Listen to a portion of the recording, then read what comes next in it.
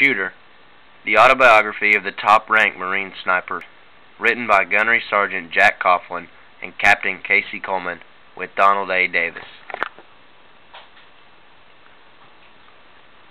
Gunnery Sergeant Jack Coughlin served with the Marines during the drive to Baghdad and has operated on a wide range of assignments in hotspots all around the world. Captain Casey Coleman left the Marines after the Iraq War, and he is now attending Vanderbilt University Law School.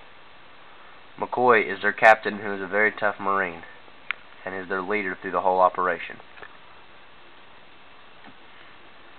The story starts off with Jack bunkered down in a sniper tower, taking heavy enemy fire. He then pulls out his Barrett 50 cal and begins to fight back by taking out the gunners of 2 Zeus cannons and killing over 5 people in the 15 minutes of battle. They win the battle and the Marines move forward.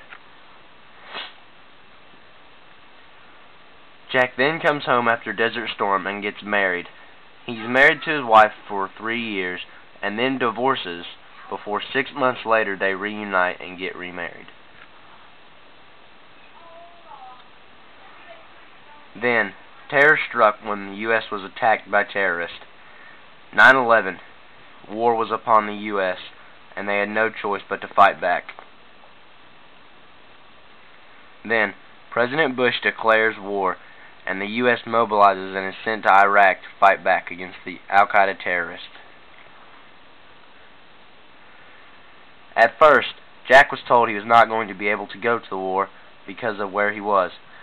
He then was very angry.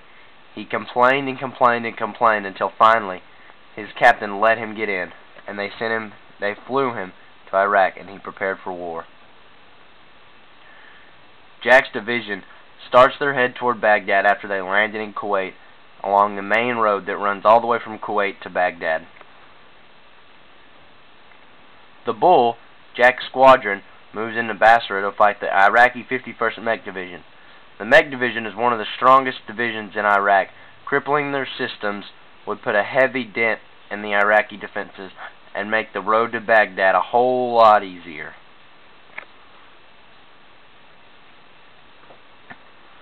They win the fight against the 51st Division and take Basra after 5 days of long, hard, and bloody battle.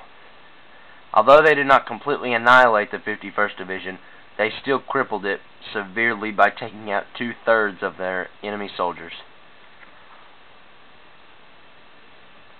The Bull then moves up to Ad Diawana, a smaller city closer to Baghdad, and during their attack, they call in an airstrike on a bridge to stop the enemy troops advancing up on their attack. The bridge is annihilated by the airstrike. They rebuild the bridge they blew up to show that they do care about the Iraqi citizens, and also because the bridge was a major supply line that ran all the way from Kuwait up to where they were at the point, and they needed the supplies to be able to keep moving, or they would have to stop with no food or water.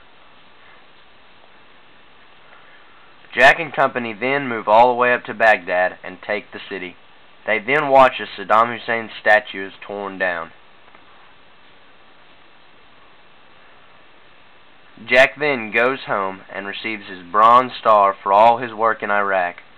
This is one of Jack's greatest honors, he says.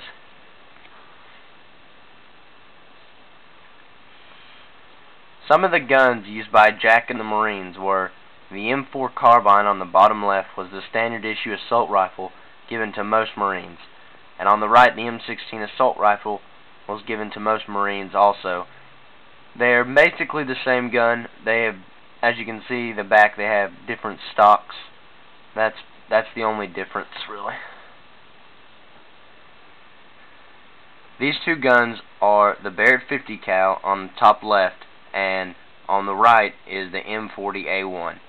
The Barrett 50 cal was the gun that Jack used in Desert Storm, and the M40A1 was his main or primary gun in the Iraq War and the drive to Baghdad. Some of the guns used by Al-Qaeda were the AK-47 assault rifle and the RPG-7. The AK-47 assault rifle was the main gun used by pretty much every terrorist. It is one of the best guns known to man. It has killed more American soldiers than any gun in the history. The RPG-7 is one of the greatest rocket launchers ever also. It has shot down more Black Hawks and Apaches than any other rocket launcher. This M1A1 Abrams tank was used by the U.S., and as you can see, it's pretty bad A. This Al-Qaeda tank, as you can see, does not measure up to the M1 Abrams tank whatsoever. It is smaller and it doesn't have as much firepower.